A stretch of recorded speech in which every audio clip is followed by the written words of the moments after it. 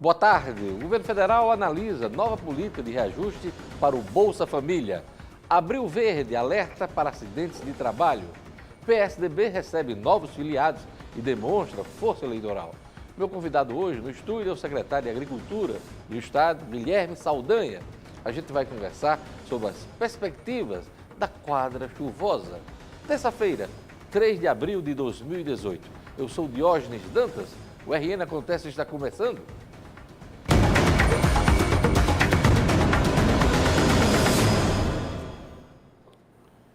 Os acidentes de trabalho e os afastamentos por doenças atingem números preocupantes no país. O impacto na Previdência Social é só uma consequência do problema. O Abril Verde foi criado para debater o tema. Veja na reportagem de Jackson Damasceno.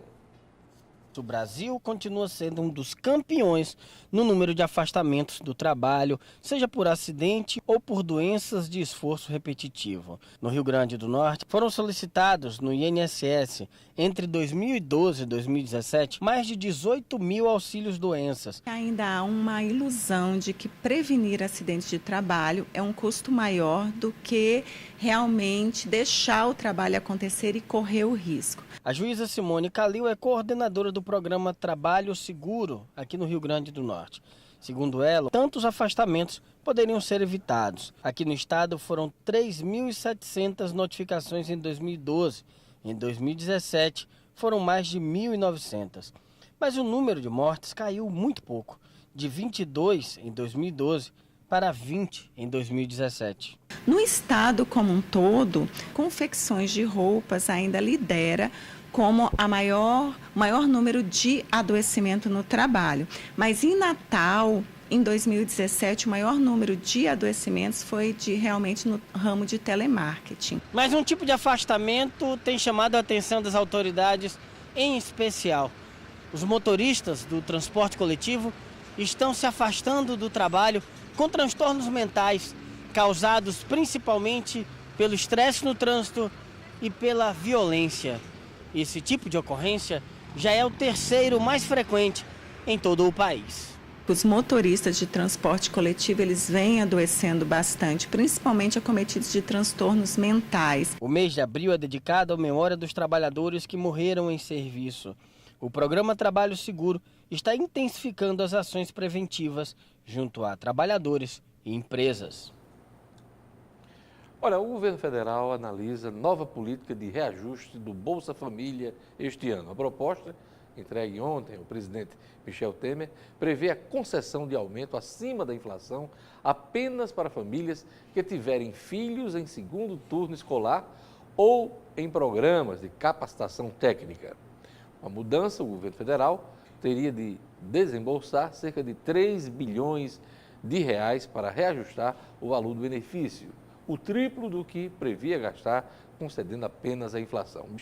O presidente Michel Temer ainda vai analisar as planilhas antes de bater o martelo e baixar o decreto. Os estudantes de Natal terão mais um mês para renovar as carteiras de estudante. A Prefeitura de Natal prorrogou o prazo até 30 de abril. Com o prazo estendido, os estudantes da capital podem utilizar o documento para o transporte público até o final deste mês. Felipe tinha perdido a primeira data e correu para garantir a identidade estudantil. Se não viesse hoje, por exemplo, daria para ter mais tempo para agitar ela. De acordo com a Secretaria de Mobilidade Urbana de Natal, o prazo foi ampliado até o dia 30 de abril, porque muitas escolas não enviaram os cadastros dos alunos.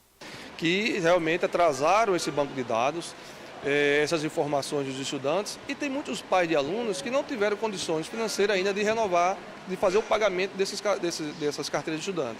Todos os anos, cerca de 100 mil alunos de Natal fazem a carteirinha de estudante, mas até agora apenas 40 mil documentos relativos a 2018 foram confeccionados. A STTU ressalta que a partir do mês de maio, os estudantes só conseguirão recarregar o cartão do transporte público com a carteira atualizada. Mas caso ele renove, todo aquele crédito que ele tem vai ser transferido para a nova carteira. Para fazer a nova carteira, é preciso se dirigir à Central do Estudante em Candelária ou solicitar o documento no portal do aluno. A carteirinha custa R$ 25.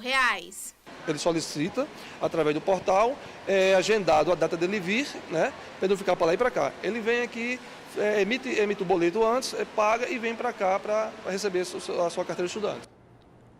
Veja a seguir, PSDB recebe novos filiados, demonstra força eleitoral. Assembleia Legislativa doa 50 novas viaturas para a segurança pública.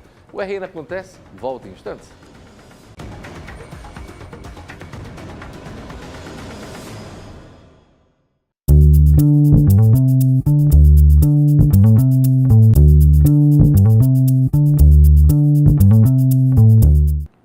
O Partido da Social Democracia Brasileira, PSDB, fez ato solene para receber novos filiados. Quem está de volta ao ninho tucano é o ex-senador Geraldo Mello. O encontro reuniu lideranças partidárias de todo o Rio Grande do Norte. Prefeitos, vereadores e deputados acompanharam a filiação de novos membros do PSDB que devem disputar vagas no pleito de 2018. O ex-governador Geraldo Mello já é cotado como pré-candidato ao Senado. Eu fui convidado para participar sendo candidato e aqui estou com muita honra para representar o PSDB nessa eleição de 2018. O PSDB também recebeu a filiação do empresário Haroldo Azevedo, que foi o segundo suplente de Geraldo Mello quando senador de 1995 a 2003. Estou voltando ao partido para ajudar a reconstruir o nosso estado, ajudar a reconstruir o Brasil. A deputada estadual Larissa Rosado também migrou de partido. A parlamentar saiu do PSB e agora faz parte do Grupo Tucano. O PSDB é o terceiro maior partido do Rio Grande do Norte, com um deputado federal, 6 deputados estaduais, 30 prefeitos e mais de 100 vereadores. Hoje é esse momento de reencontro, de alegria e de crescimento do partido, de fortalecimento do partido para participar das eleições do próximo ano, se fortalecendo não só para a chapa majoritária, com nomes para disputar a chapa majoritária, mas também na proporcional de deputado estadual e deputado federal. Geraldo Mello teve direito a tamborete para poder assinar a ficha de filiação na volta ao PSDB. Olha, o presidente da Assembleia Legislativa, o deputado Ezequiel Ferreira de Souza, dirigente estadual do PSDB, deu uma demonstração de força ontem, reunindo lideranças, prefeitos, parlamentares, empresários e trabalhadores. O PSDB está presente em 150 dos 167 municípios do estado. São 5 deputados estaduais, 1 federal, 30 prefeitos e 107 vereadores. Trata-se do terceiro maior partido do Rio Grande do Norte. Nas mãos de Ezequiel, o partido é peça importante no tabuleiro das eleições. É noiva cobiçada em casamento eleitoral. A Secretaria de Segurança já pode contar com 50 novas viaturas. A doação é da Assembleia Legislativa. As 50 viaturas foram entregues à Polícia Militar, à Polícia Civil e TEP, Secretaria de Justiça. A maior parte ficará na Grande Natal e o restante vai ser distribuído em cidades do interior. Os veículos doados pela Assembleia custaram R$ 5 milhões, pagos com recursos da própria casa. A Assembleia fez um corte anual da ordem de 20 milhões de reais.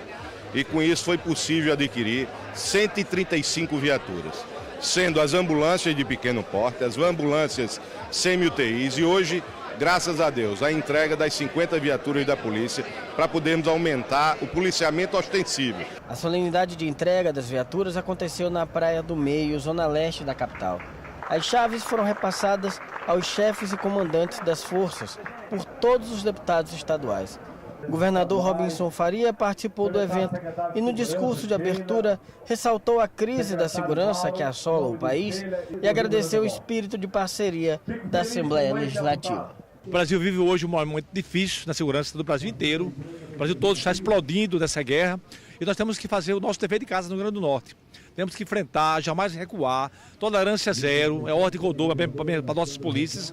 Vamos enfrentar, não podemos ter medo, temer as facções, temer os bandidos. Temos que enfrentar. E hoje estamos mais fortalecidos, mais equipamentos, são mais policiais na rua. E hoje a Assembleia ajudou o governo a ter essa condição de botar mais policial na rua, mais carros, mais viaturas. O governador Robson também sofreu na pele o que é violência, né?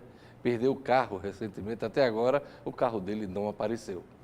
Veja a seguir minha entrevista com o secretário estadual de Agricultura, Guilherme Saldanha. A gente volta em instantes.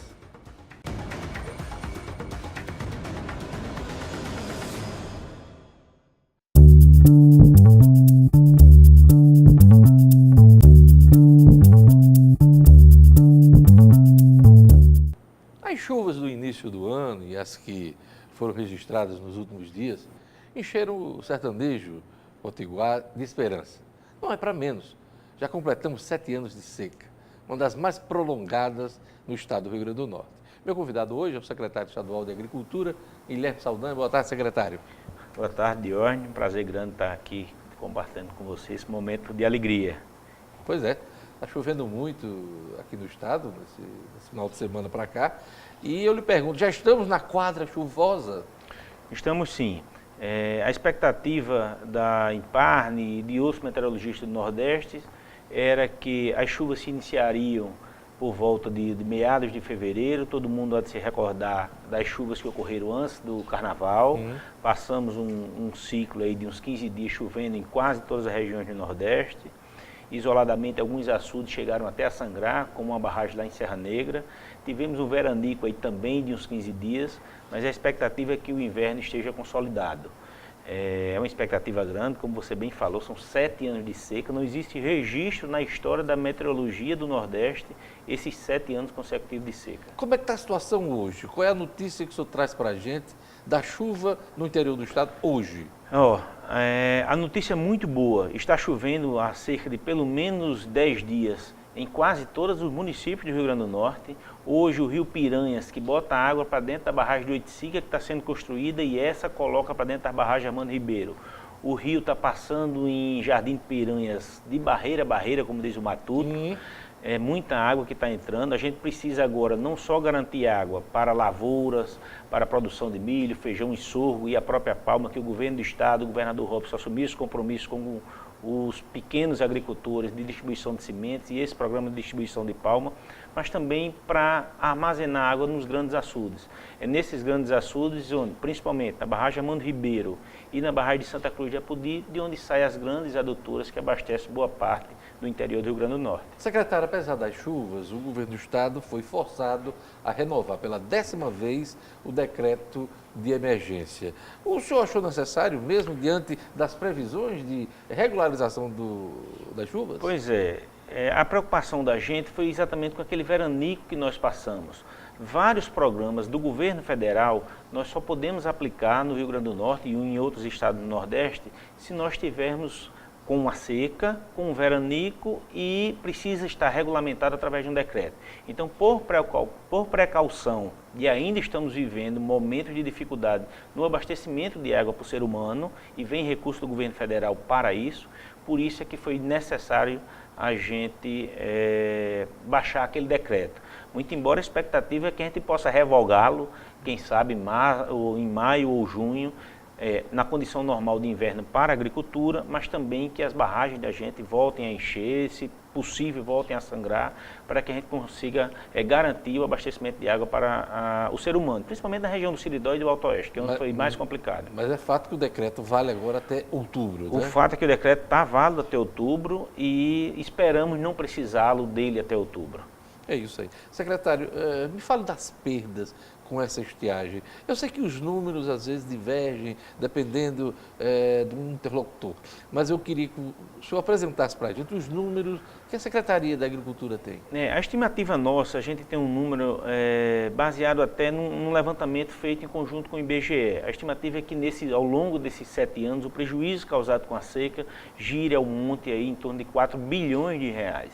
Isso é muito preocupante. Isso só no estado? Só no estado do Rio Grande do Norte.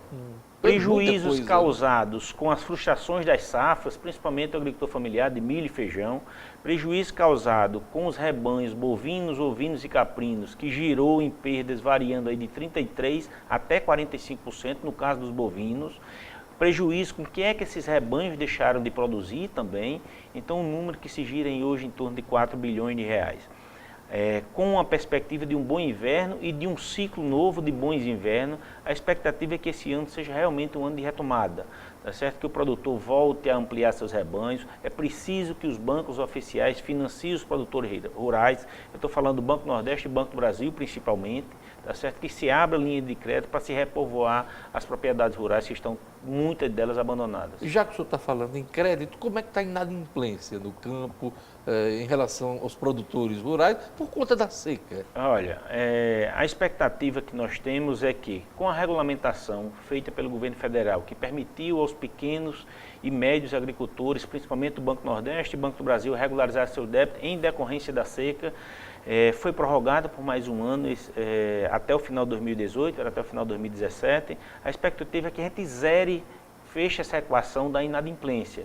Ela era relativamente baixa, girava em torno de 15% aqui no Nordeste, no semiárido com seca. Apesar do número 15% ser um pouco elevado, mas em decorrência da seca isso é uma equação normal. A expectativa é que a gente zere isso e deixe até o final do ano todas as dívidas rurais do semiárido brasileiro e aqui no Rio Grande do Norte em especial, elas equacionadas do ponto de vista da regularização junto às instituições financeiras. Um trabalho importante desenvolvido por sua gestão e, claro, todo o governo do Estado foi a questão das licenças para o agricultor rural.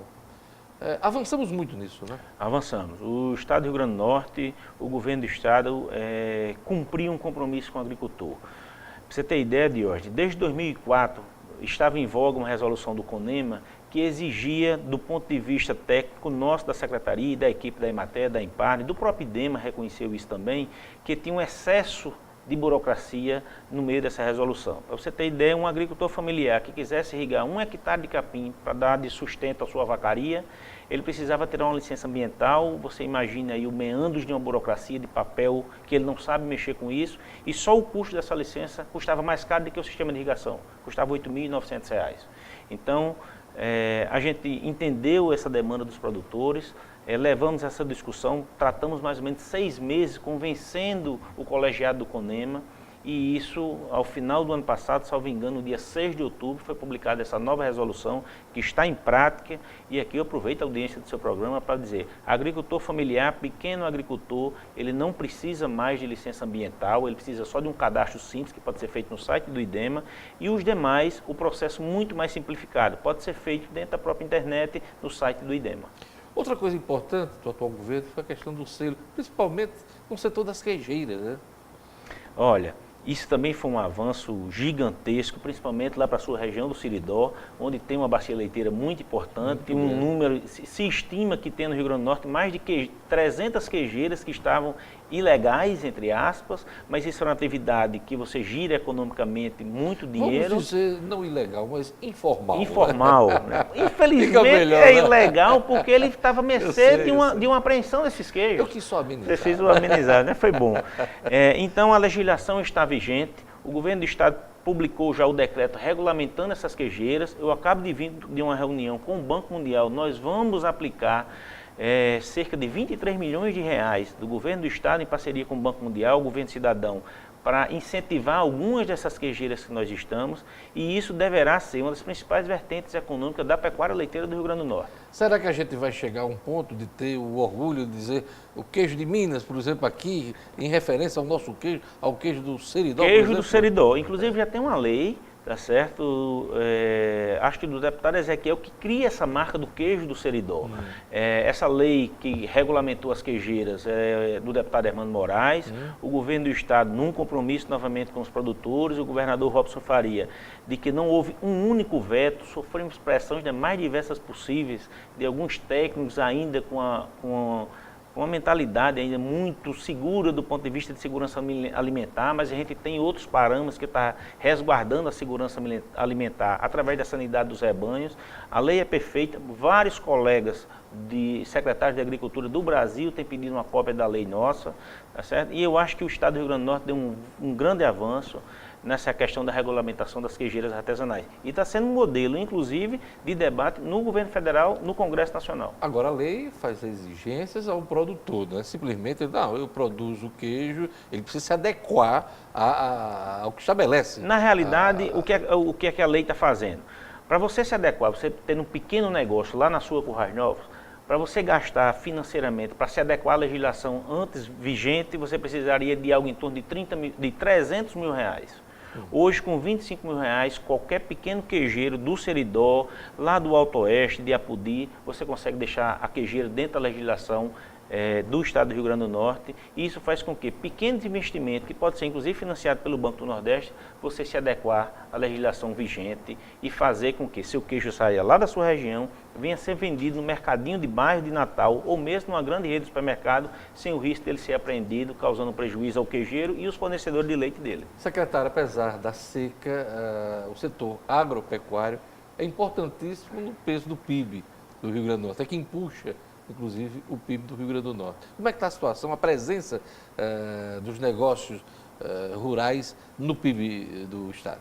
Olha, sem sombra de dúvida, aliado com o turismo, o setor agropecuário, principalmente as atividades agrícolas irrigadas, a fruticultura, com destaque na produção e exportação de fruta, tem sido o grande sustentador dos empregos aqui no Rio Grande do Norte. Volto a repetir, turismo e o setor do agronegócio. A gente está falando de uma bacia leiteira que mesmo depois de 6, 7 anos de seca, que se produz 600 mil litros de leite, principalmente lá na região do Seridó. Eu estou falando da produção e exportação de fruta no Vale do Açu, no Vale do Apodi, que tornou o Rio Grande do Norte, o Porto de Natal, o maior exportador de fruta do Brasil e o Rio Grande do Norte o terceiro maior produtor de fruta, exportador de fruta do Brasil. Então você veja como isso é importante.